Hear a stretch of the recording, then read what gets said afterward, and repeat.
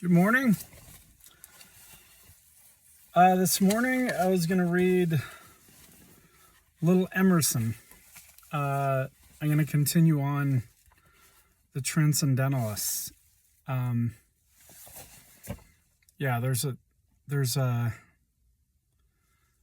There's three essays of his that I want to for the sake of my channel, The Dial, I need to chew through. Self-reliance, nature, but I'm going to start with the Transcendentalist. So again, I'm going to read a paragraph from his essay, The Transcendentalists. And you may not understand everything. Emerson is partially poetry. He writes his sentences in deep poetry form.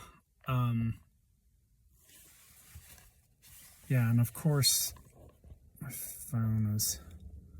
And of course, nowadays, most people like things dumbed down and simplified. But I'll just dive into it. So I'm picking up where I left off. From this transfer of the world into the consciousness, this beholding of all things in the mind, follow easily his whole ethics. It is simpler to be self-dependent. The height, the deity of man, is to be self-sustained, to need no gift, no foreign force. Society is good when it does not violate me, but best when it is likest to solitude. That's... Emerson continually talks about solitude, the need for solitude. I mean, how many of us enjoy solitude? Or even Thoreau enjoyed his solitude with nature. That's how we come to know ourselves. Everything real is self-existent. Everything divine shares the self-existence of deity. All that you call the world is the shadow of the substance which you are, the perpetual creation of the powers of thought, of those that are dependent and those that are independent of your will.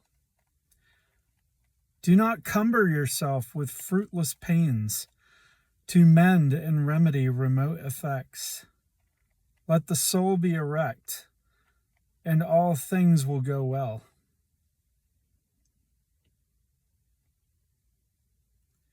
You think me the child of my circumstances. And then there's a colon after that. I make my circumstances. Let any thought or motive of mine be different from that they are. The difference will transform my condition and economy. This thought which is called I, is the mold into which the world is poured like melted wax. The mold is invisible, but the world betrays the shape of the mold.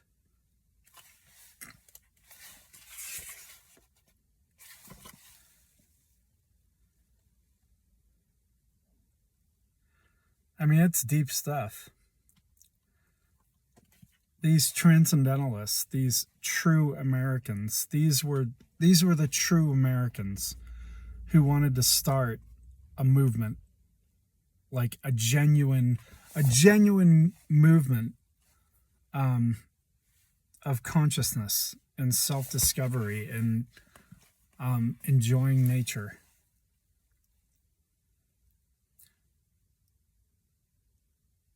The mold is invisible, but the world betrays the shape of the mold. You call it the power of circumstance, but it is the power of me. Am I in harmony with myself? My position will seem to you just and commanding. Am I vicious and insane? My fortunes will seem to you obscure and descending. As I am, so shall I associate, so shall I act. Caesar's history will paint out Caesar. Jesus acted so because he thought so.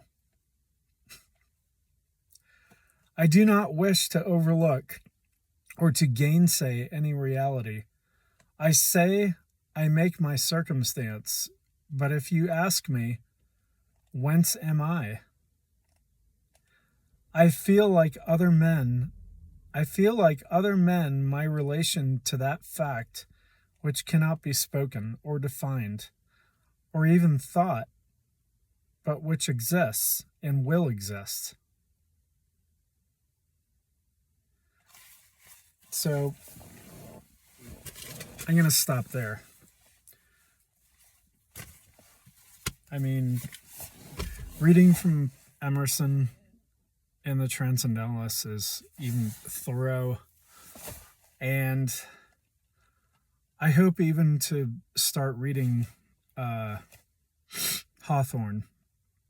I mean, he focused mostly on fiction, but still, it's, and these people are all buried together in Concord, Massachusetts, at Sleepy Hollow Cemetery.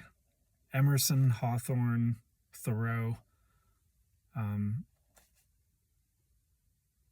even Louisa Alcott, who wrote Little Women.